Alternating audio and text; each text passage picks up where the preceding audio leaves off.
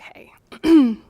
So before we get into this last section, just take a minute and think over to yourself, what is my overlying or underlying motivation for life?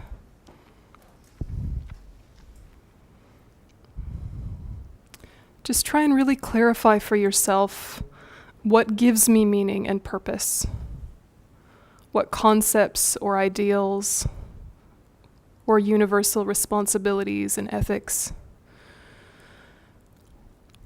So wherever you're at with it so far, just explain it to yourself.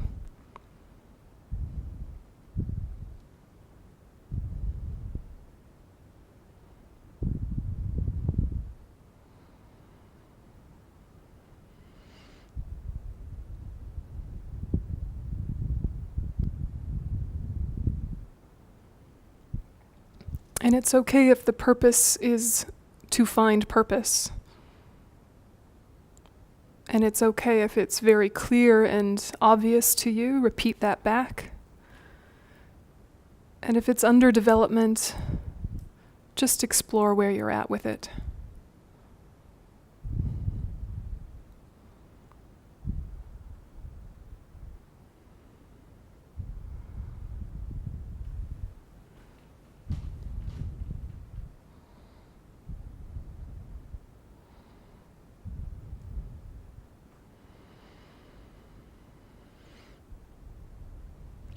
And then holding that idea of your purpose, just very gently ask yourself, what blocks my connection to that purpose?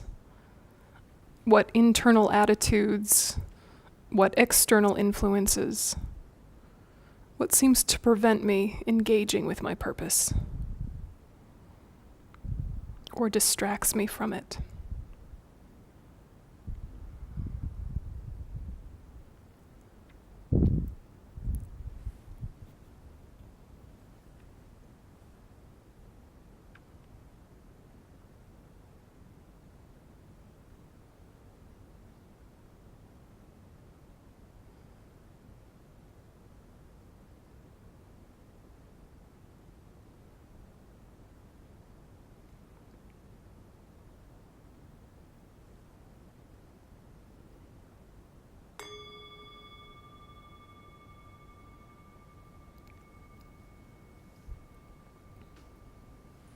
Okay. Does anyone feel comfortable sharing either of those? How you would define purpose and meaning, or what you think blocks or distracts you from that purpose and meaning? Thoughts?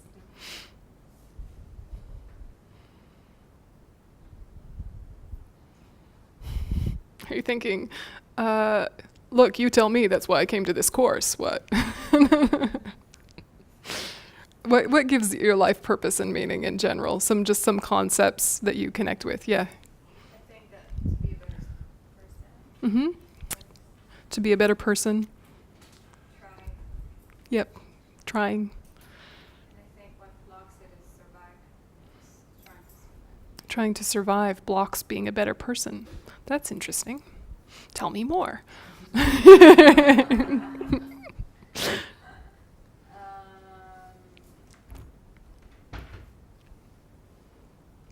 There's something to what you're saying, yeah? There's something there that's intriguing and I think universal. Why does seeking survival or finding the means for survival seem to go against being a good person? Something about the human realm and animal realm that is just like, there's a reason that you are a person. Mm-hmm. And you know. And yet you want to be an animal. No, sometimes. And not just trying to not get killed or Mm. be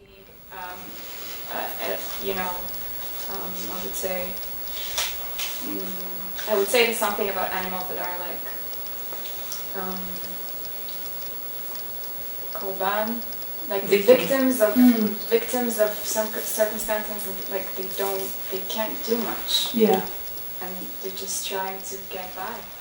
And you feel that way? Meal to meal. Yep. And you're a little bit in a meal-to-meal space in your life right now? No? You always... no, I don't feel like this, but I feel like that sometimes you are, observing people who are in this mode sometimes. Mm-hmm. And you want to understand this, and you also feel like this sometimes, and there's like this crochet between surviving and being a better person, surviving and just trying to... Yeah, no, there's something there, and I think it's kind of the lies that self-cherishing tells us, right? Self-cherishing says you have to look after yourself even at the expense of others, or with at least a indifference to others. You have to look after yourself. You have to look after yourself. And an element of that is true. You do have to look after yourself. No one else is going to, necessarily. But self-cherishing makes it narrow and forgets that by looking after others, you are benefited, right? So if all of humanity was represented by your body, right?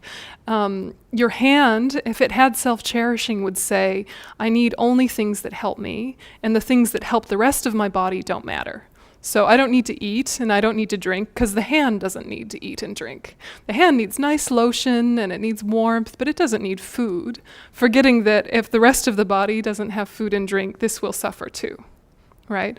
And so it's not neglecting the hand. Self-cherishing says, if I think of the whole body, I neglect the hand. Cherishing others is saying the whole system benefits every piece of the system. Yeah?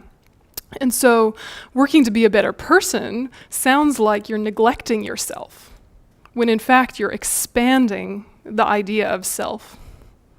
Right? Self is not just you. Self is everything that is connected to you, which is everything. I think that these are states of mind that exist in most of human beings. Sure. Hence the trouble. And I don't think it's like either this or this. It can happen both times. You can survive and still strive to be a better person. I don't think it's contradicting. Mm-hmm. But sometimes you're too much there or too much there. Yeah, and that's natural to vacillate between the two. And it's I often think about this slogan that Americans have lately, this America First, because the whole idea is that having America first will protect America, when of course what it's done is isolated America from the rest of the world and made everyone go, what the hell, right? Yeah, or just us. Just America and Israel, our friends, everyone else, no. But this is what's happened, is with the idea of self-preservation, we become isolated. Yeah, this whole slogan, America First, is like a slogan for self-cherishing. Yeah, because it really feels like, to the people who believe it truly, this is the way to protect ourselves. This is the way to stay strong. Yeah, when in fact it has done the very opposite of what it set out to accomplish. It's kind of weird because from Israeli eyes it seems like there's no really what is it? Well, by adopting this attitude, now we have more enemies, right? But this is the very thing that self-cherishing does, right? It creates drama. Yeah, it creates dramas that were unnecessary and not there. The strongest America was when it had many allies and was much more a part of foreign aid and things like this, right? And it's interesting to think of, all right, so then what is the way I say me first? With the illusion that this protects me. Yeah, saying me first seems like self-protection and self-preservation, when in fact it isolates us from the very supports we seek to have. Yeah, when you're with someone who has a lot of self-cherishing, you feel it. It's hard to know it when it's you yourself. But you know how it feels to be with someone who's incredibly self-centered, who has the traditional explanation of narcissism, who has a really selfish way of thinking. When you're with them, everything is about them, right? And they are miserable, right? If it worked, maybe it'd be fine. But self-cherishing doesn't make them happy. But it's trying to get happiness. right? And so when you're trying to find your meaning and your purpose, if it's how can I find myself? How can I show myself to the world? When it's all about self-centered ambition, you will exhaust yourself and alienate others. And when you are successful, it's ego success. And when it's ego success, it's fragile and defensive, and needs constant validation and feels under threat. It's brittle, So when you're finding meaning and purpose, whatever your spiritual framework is or your humanistic framework is, if it's altruistic, it's going to be more in accordance with reality and stable. Both in accordance with reality and stable. Do you agree? This is the question. If you're thinking about the greater good, does that actually have more in alignment with what is true in the world in terms of benefit? Are we interconnected or not? Even biologically, are we interconnected or not? We are, right? There's a global economy, it's a global environment, it's a global everything. But as soon as we isolate and say this pocket of the world first, best, necessary, then you're like cutting off pieces of your body and then trying to help them. But now they've been cut off, so what's the point? They're dying. Yes. I mean, I get your point, but there's something about the holistic, altruistic perspective that is overwhelming.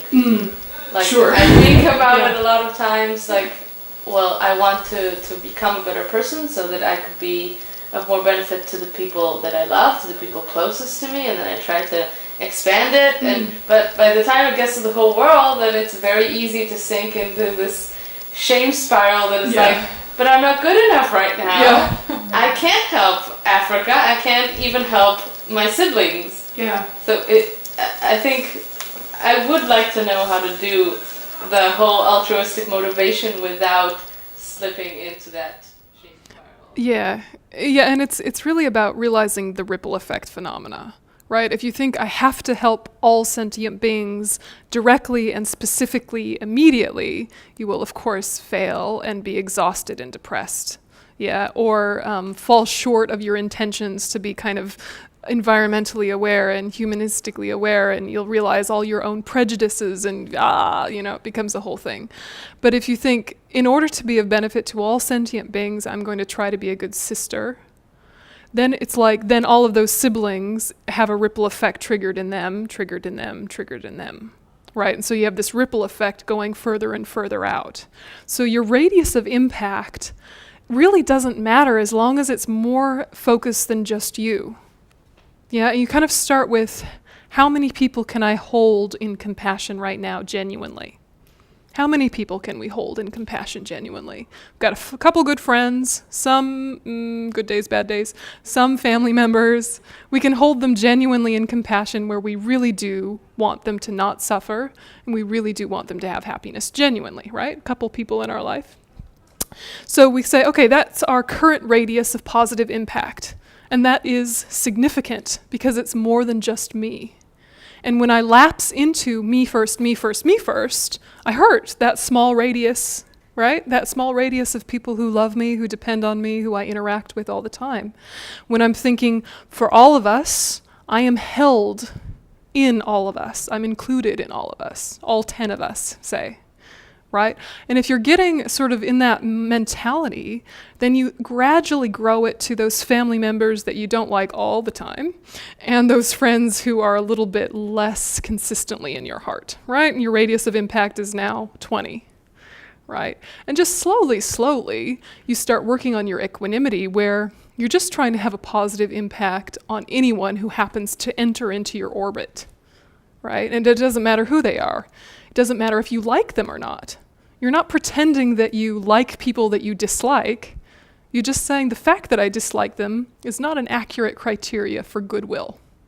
I can not like them and still wish them well. Right? Right? So far we don't, but we could.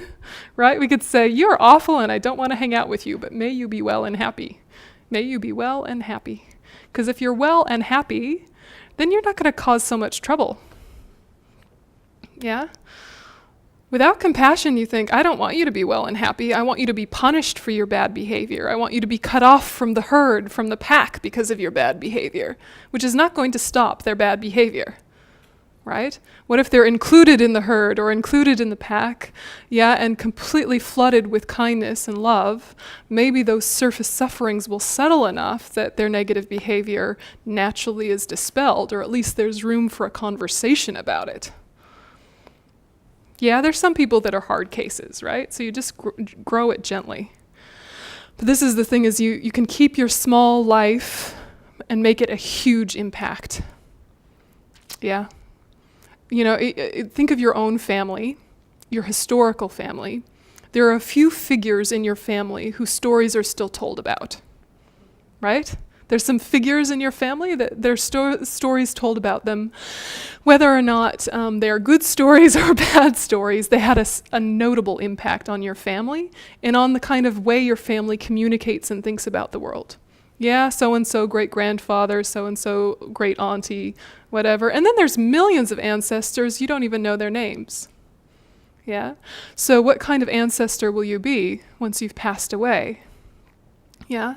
They'll think, Auntie LL, she really showed what it was to be a kind sister. And even when she was tired and even when she was overworked, she would give space to listen. Yeah?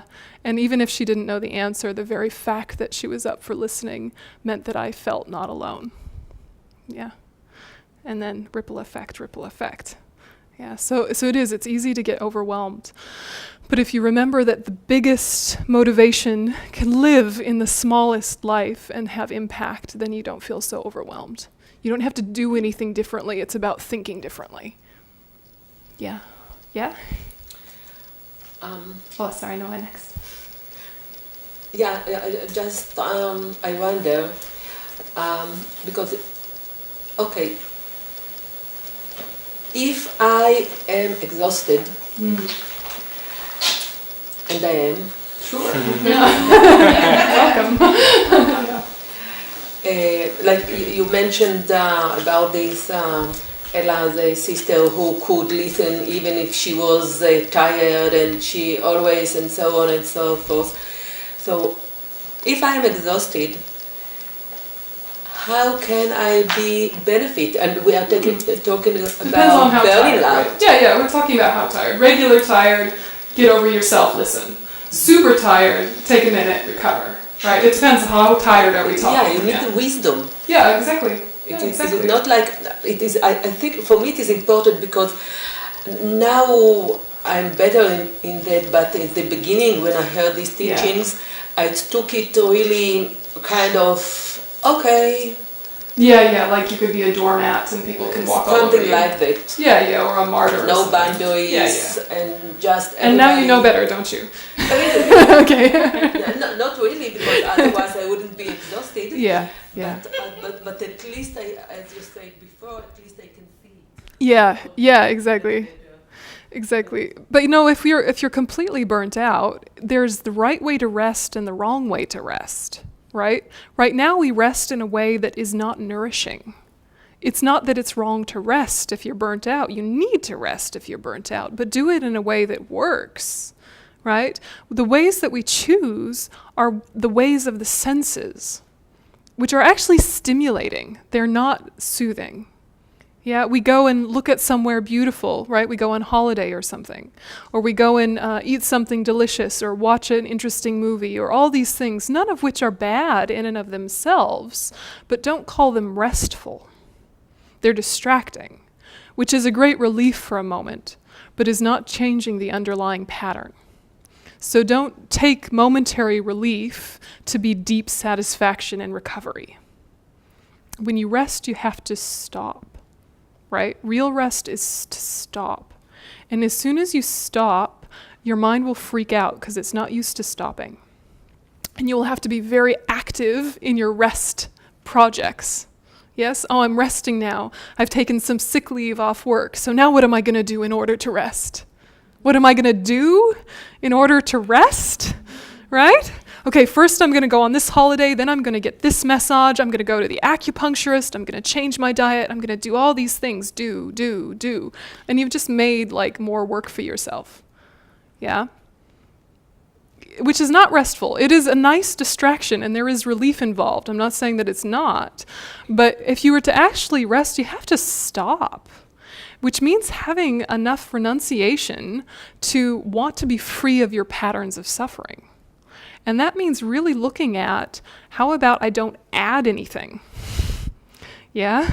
What if I just held still and let the chaos settle down to a dull roar? Which is initially very uncomfortable. Yeah, because we are so used to being stimulated that not stimulating ourselves can trigger anxiety. But that type of anxiety is a symptom of attachment. Yeah, it's full of craving and hunger. Yeah, you're saying, you've just deprived me of happiness. And you say, no, I've deprived you of excitement, which is why you're worn out. Yeah, I've deprived you of excitement, that's why you're worn out. So I'm not going to excite my senses. I'm going to let them calm down and recover. Imagine all of your senses are a little bit like inflamed. Yeah? And you have to just say, okay, just settle down. What are gentle activities at home? How about I just sit quietly and don't have to even decide? What if I just drink some water? Yeah? What if I just sit and drink some water and look out the window without looking to find anything? Yeah, and then once I feel kind of settled, I just watch the breath for a while and let my mind focus. And then guess what? You have amazing creative things occur to you and little connections come to you about how you got yourself so worn out. But if you're hungry to find those things, in the middle of your chaos, you won't be able to touch them. You have to stop first. Yeah, you have to completely stop first. That's when you're totally burnt out, right? If you're not totally burnt out, it's about managing pacing. Yeah, and it's about managing self-cherishing. But if you've completely gotten yourself to full burnout, the kindest thing for others is for you to rest up. Yeah, just, do it in the way that's not going to the spa. You can still go to the spa, but don't take that as recovery. Yeah, just very gentle. Look at the way you approach entertainment and realize that everything you put into your senses now you have to recover from and process. So it's not actually restful. Yeah? If you're going to do it anyway, choose something that's gentler. Yeah? Like, choose things that don't have really full-on sexual content or really full-on violent content. Yeah? Choose gentler things. If you still must watch something gentler. Home Improvement, I don't know. Yeah? Right? I don't know. National... Right, exactly. Cooking shows are problematic, but right, holiday shows are problematic. But just choose something gentle, right? Like when the nuns all decide to crack out and be crazy and go to the movies, we see things like Shrek. Yeah, right, right. And so it's just noting that these things are not necessarily bad in and of themselves, but if you are already burnt out, it gives you even more you have to recover from. Yeah? And it just is so normal to us that it doesn't even feel like something you have to recover from. It's just so normal to feed these things into our senses. Yeah? Tell yourself, I actually cannot look at my phone more than once in a day. There was a time when we only checked our email like once a day, sometimes once a week. Remember when it was dial-up and it took forever and you'd put it on and then like go make a cup of tea and it was still hooking up and you're like, and then it's interrupting the phone during that time so you don't want to be on too long. Remember, we got by just fine, right? We were fine. It's worse now. It is, but what if you were to say to yourself, I'm not gonna, right? Maybe you can do it, but if I don't do it, I receive... This is while you're in recovery. You never answer me, or I just send you an email, you don't answer me. If you just send I know. wait a second. No, I know. People do it to me. They'll get used to it. No, They will. I was told Yeah. in university if I don't do it, I'm eligible, they can fire me. Yeah, look, but I'm talking about, listen. Opening mails and I don't answer, even for medical reason, let's say. If Yeah, listen, our society's crazy, but the point is when you're in recovery mode, right? If you've taken time off, actually take time off. This is what I'm talking about, is when you've actually gone into burnout and you've taken time off, how we choose to recover needs to make us recover, right? So if you've actually taken time off, take time off. Don't look at the damn thing, right? Or if you must, once a day at a specific time, at a specific time, discipline yourself. Because attachment gives you the illusion of urgency. It's an illusion, this urgency. Answer it now. Something came in. Oh my God, a notification. There is not the urgency. Yes, other people are buying into it. And when you're at work, there's a whole dance you have to play with boundaries. I know. You think I'm not subject to that? I am. Yeah. But the thing is that you can manage people's illusion of urgency if you're not afraid of them being mad at you. Yeah. Toddlers get mad at you when you don't give them another ice cream and another ice cream. But you know it's not good for them. So you've had one. Sorry, darling. That's it for the day. Yeah, and they're mad at you, and they might even throw things and say, I hate you. And you're like, oh, well, that's a toddler. That's what afflictions do. Yeah, right? So being a little less ate worldly concerns, it will give you more mental space. Yeah, but it takes bravery. Yeah, and you want to ask yourself, too, if this is not sustainable for me, I need to start making a plan for another way of life. And we think we can't have another way of life because certain comforts then we won't be able to afford. But what if you didn't actually need those comforts? Look at how attachment is creating chaos and making you exhausted trying to fulfill the needs of attachment, when attachment's needs will never be met. That is the essential quality of attachment, is it will never be satisfied. So you will never make enough money. Right? You will never feel financially stable if you're driven by attachment. Yeah? Noah? Yeah, so actually it's a couple of questions now. First, the anxiety that you described. It's true, I feel it very strongly personally that even when I try to relax, I have to have something, usually a TV show. Yeah. And do you have any tips on how to balance? Because the anxiety that I feel if I do nothing is it's overwhelming. Yeah, absolutely. Yeah. Absolutely. And the other question is back to Inaf's question with just the struggle, the tension between wanting to help others and not wanting to self-cherish, but then having to protect yourself, because here we live in a very aggressive society, and depends where, but you can be, I feel when I go out in the world, when I go in the city, when I go in certain groups that aren't my chosen groups, not my family and friends, it's really a struggle where if I try to be compassionate and give from myself, I will be just taken advantage of. Absolutely. Yeah.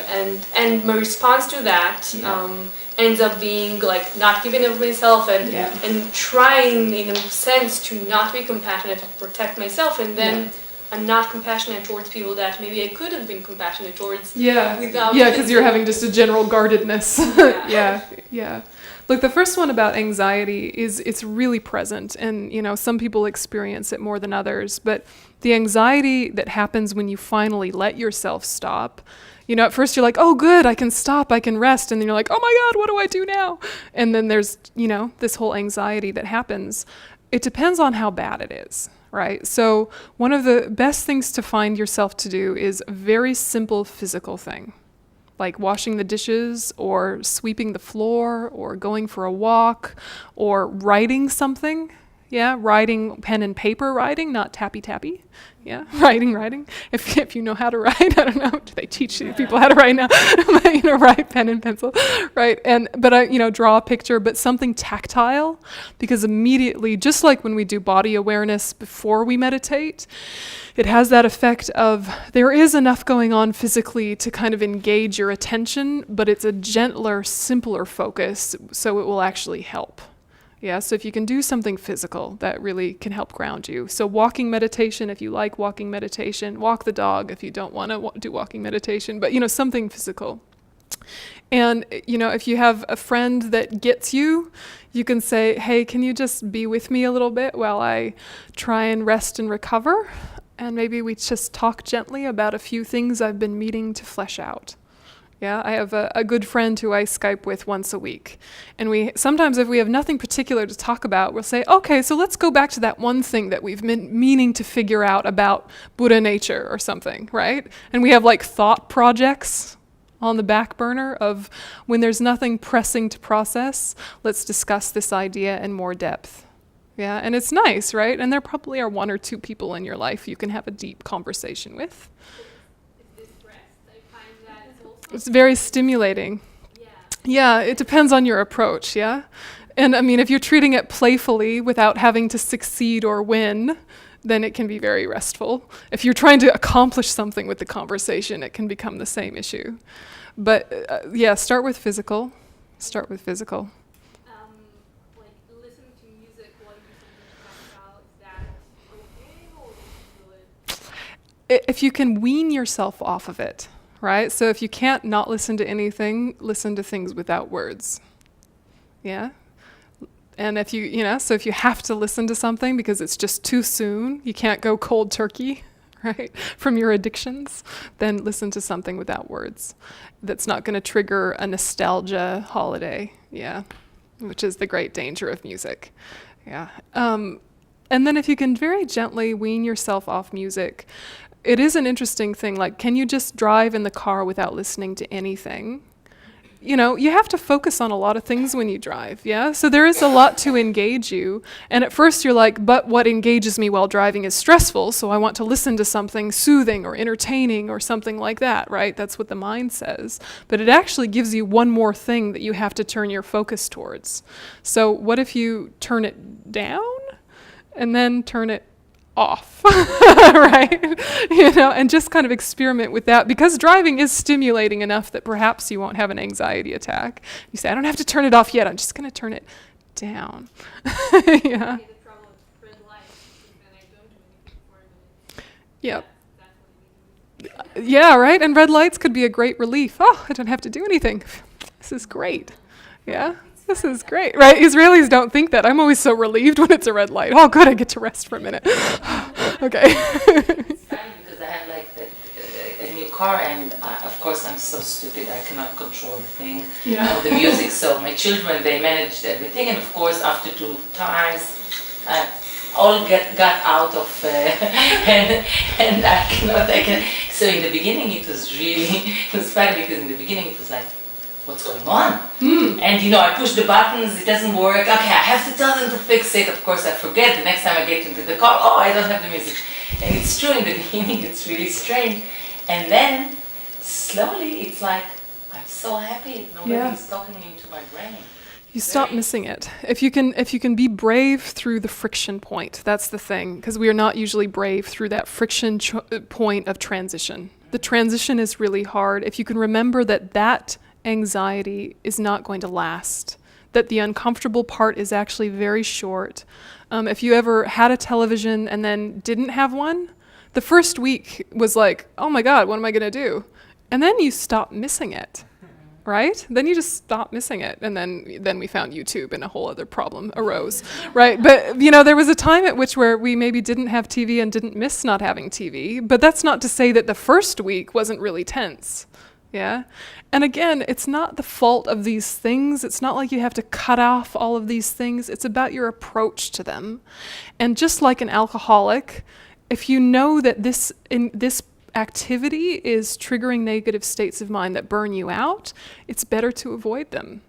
If they're not triggering negative states of mind and you can take them or leave them, then you're someone who can drink in a healthy way, right? Yeah, and then it's fine. It's not the fault of the alcohol that someone's an alcoholic, right? Same thing. It's not the fault of the television or the music, but if we've become samsara addicts, yeah, then we need to remove ourselves from certain things if we can, and just be brave through the friction point. Yeah, but during that friction point, find soothing things that are still a little bit stimulating enough, but not problematic. Yeah, if you can't go cold turkey. So then your other question, tell me again. It's about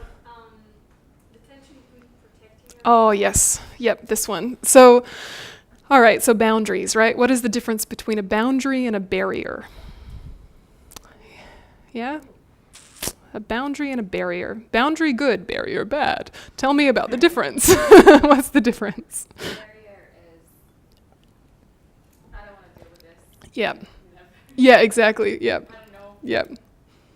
Yeah, barrier is like no. It's like a giant wall. I want this. Yep. And boundaries is just, I have to deal with this later, but I can't now. And it's also, it's knowing your amount of energy output that's possible, right? You know what's possible for you at what time, but you also are thinking about what is good for other people, not in the immediate, but in the long term, right? So, you know, what you're saying about if you're really compassionate, people might take advantage of you. Well, it's not good for people to take advantage of others. It's not good for them to take you for granted, right? Of course it's not good for you, but if you're really altruistic, you want to be thinking about these behaviors are not helpful for them, therefore I set a boundary, not because I don't want to give what they're asking for, but because it's bad for them, right? So this is the attitude that we have like when we're in India, right? You're in India and you're surrounded by beggars. Some of them are real beggars and some of them are professional beggars, right? And, you know, the professional beggars still, it's their profession and they're poor people and they need money, right? So there's an argument about giving. But you know that if you give too much, that you will be hounded the rest of the day. Right? Have you ever done this in India? Given too much to one beggar, and then the word goes out, and then you're mobbed the rest of the day? It's scary. Anyway, bless their hearts, but they have a really good system of communication, and they will mob you if you give too much, right? And it's not to say that all of those ones asking don't need money, but you know you only have so many rupees to give, and it's also not good for them to see you as an object. Right? It's not good for them to see you as an object. And so what is the way that you can give according to your ability, but not so much that it's going to trigger their negative state of mind? And that's going to be case by case. Yeah? And it's not a simple answer. But well, it needs wisdom, right? Because you try and fail, right? And you go, well, obviously that was too much. Next time, this much, right? Or you watch there, you're like, you don't really look hungry. Yeah. But, I mean, yeah. Israelis are like super sensitive about this subject.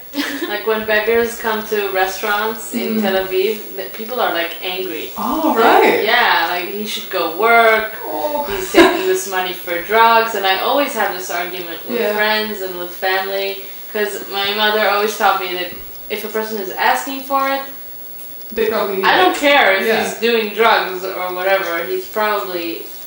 There's an argument, So, yes. I have absolutely no wisdom to know if he's actually using it or for a sandwich or for drugs or for whatever. So Yeah, and we don't know, right? And it's a can of worms conversation, and I can feel you all... it's not just about Absolutely, right? Like, it's a can of worms, right? And I can feel you all jumping in with your opinion about this issue, right? And don't get lost in the example. Okay, because it could be, right, because it could be any example, right? So how do you have skillful means, right, is the question. Like, Yeah, whenever a person asks for Yeah. your help, yeah, and then afterwards I'm thinking, was it good or maybe I Doesn't could matter. let him do it by himself because now I gave him the answer and he doesn't learn Yeah. it himself. Like, yeah, and you can't know, right? You can't.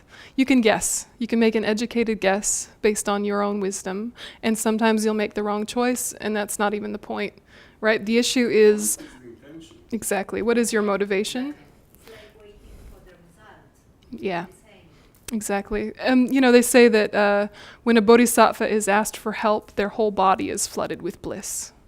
Yeah, they're so happy to have the opportunity to offer. Doesn't matter what the person's motivation is from a distance. But then when we get specific, we have to use our wisdom that knows, in this case, yes, in this case, no. And you have common sense. I know you're smart, right? And sometimes, you know, sometimes we make the wrong choice, right?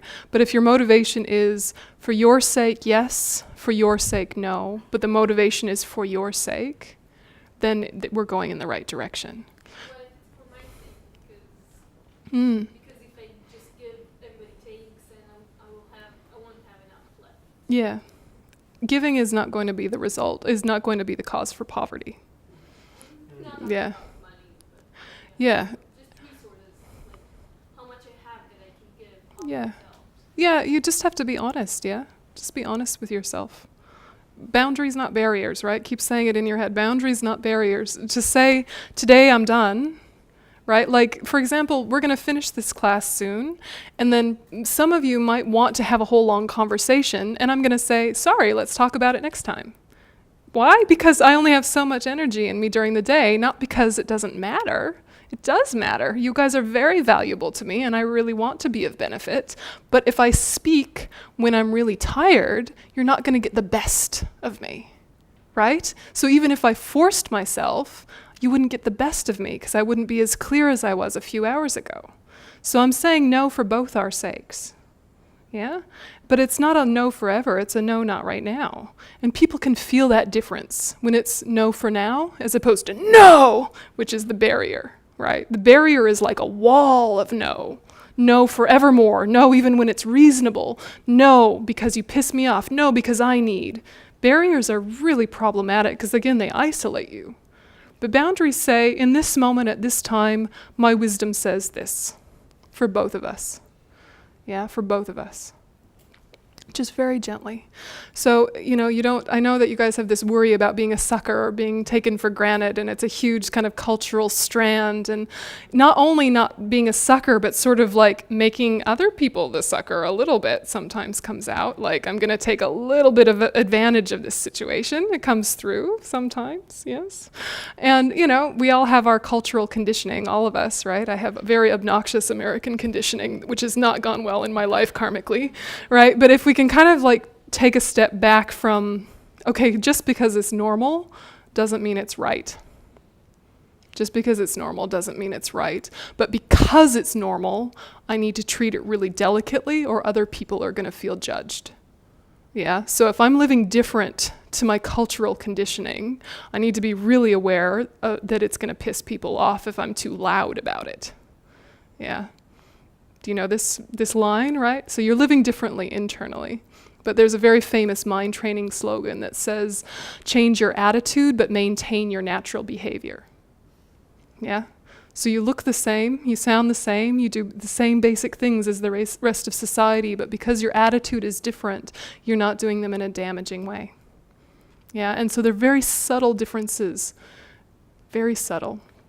But it's from the perspective of attitude. So then, this was the main point of the course today, but we haven't gotten to it.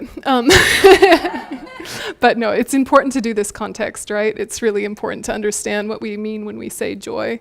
And basically, the short version of this is that it seems like these three things, the laziness of procrastination, attachment, and despondency, they seem like forms of rest, and they are not. I don't understand two of the words. It's okay, I'm going to explain them. Okay, so procrastination means to put off. This word. Attachment, we know what attachment means, yes. Despondency means looking down on oneself. It's like depression. It's like depression, but it's like that deep sadness. Many words like that. Despondency. I would disagree. I would disagree. I agree with you. Look, and this one is very problematic because it looks like modesty and humility, but it's not. It looks like you're being humble. Yes. Saying, no, I can't do that. No, that's not for someone like me. I can't be a Buddha. That's only for spiritual people. That's for special people. It's nonsense. It's nonsense, right? So the laziness of despondency is letting yourself off the hook for spiritual practice and for working for the greater good because you're seeing yourself as ordinary, small, and limited. But in fact, that's a big lie, right? Your potential is like everyone else's potential. We all have Buddha nature, right? Or we all have the ability to change and transform. All of us with effort and time can become more kind, loving, and wise. Do you think? With time, with effort, we can become more kind, loving, wise. Yes? So, despondency says, sure, for special people, but not for me. Yeah? And it keeps you stuck. Yeah? Under the heading of, I'm just being humble, when in fact it's a big fat lie. Yeah? Okay, and so it feels like melancholy. It feels like sadness. Yeah? And it's quite draining. And so this is the kind of laziness that you often see teenagers have when they're sort of like flopped on the couch and they can't move. And they're like, I don't wanna, I can't, it's too hard. That laziness. It's too hard, I can't. That one. Yeah, you know that one? Yeah. So we're grown-ups now, but we still do this in just more sophisticated ways. Yes. But this one is, putting this to one side. These other two are very obvious, but what's not obvious is that you can be lazy and incredibly busy. Yeah? Our worst form of laziness is busyness, because we're being busy with this nonsense stuff instead of what's important. And because we're tired from doing all this nonsense stuff, we have an excuse not to do what's important.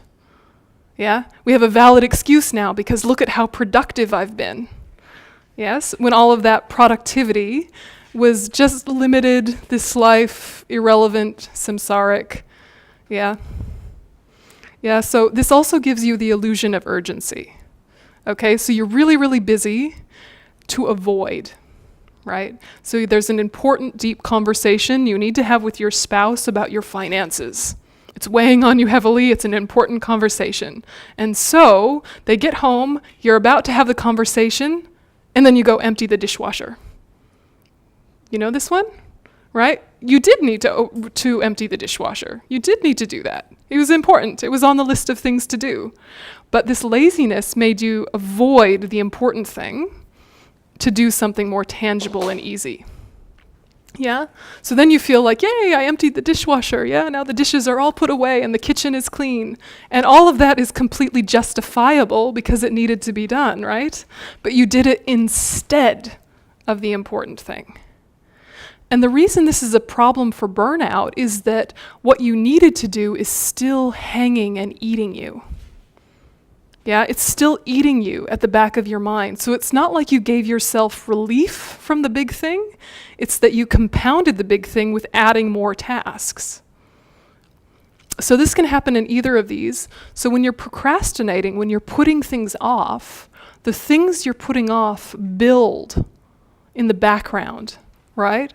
Oh, I should do that. I'm gonna do this. Oh, I should do that. I'm gonna do this. And the pressure of not doing costs energy, right? If you just got on with it, it would be effort for a minute, and then you get it done, and then you'd move on with your life. But there's actually all this effort put into blocking it that wears you out, yeah?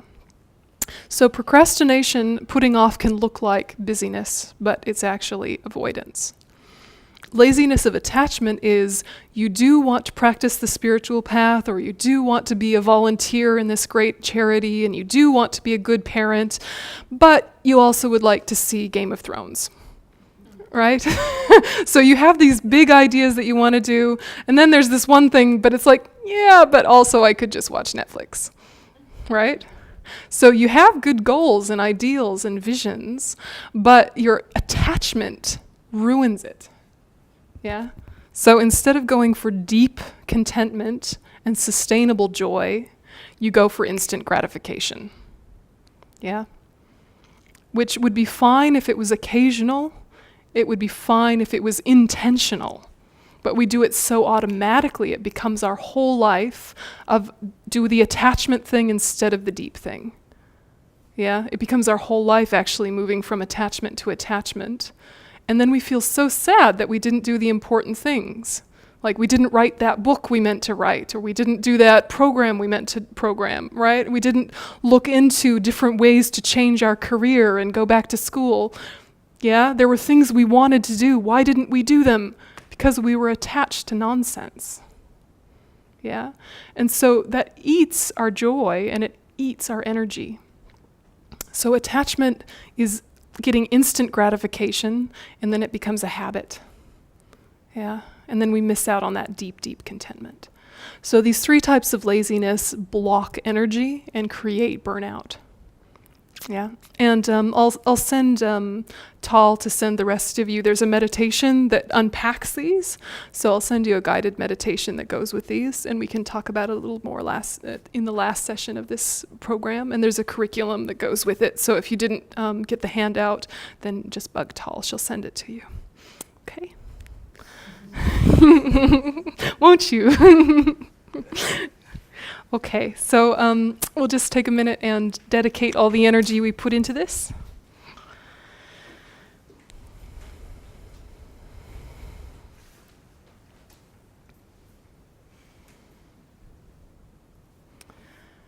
So may all the effort I put into listening, reflecting, discussing, meditating, whether clarity came or confusion, may all of this be fuel for my path. And whatever I'm doing, may I connect with meaning and purpose, or at least the seeking of meaning and purpose.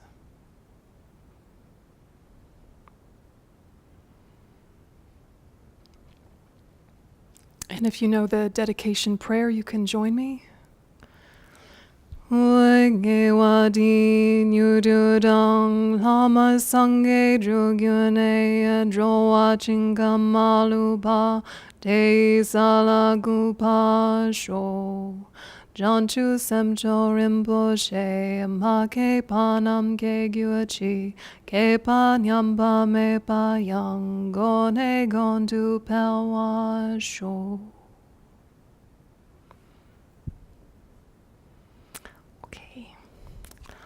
Laila Tov.